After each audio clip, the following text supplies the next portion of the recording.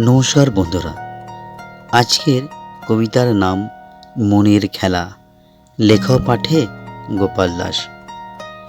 ভালোবাসা, প্রেম, ধুলো ধোঁয়া ছায়া, আলো আঁধারি বেলা, মন সাজে সং ঢং, বাঁদরের লম্প ঝম্প খেলা।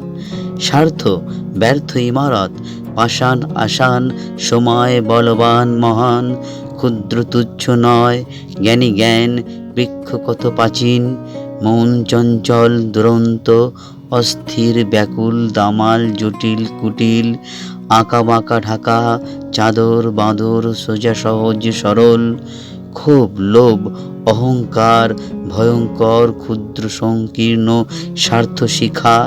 ভাঙে গড়ে মন, ধুয়ে মুছে পরিষ্কার অনন্ত শিক্ষা।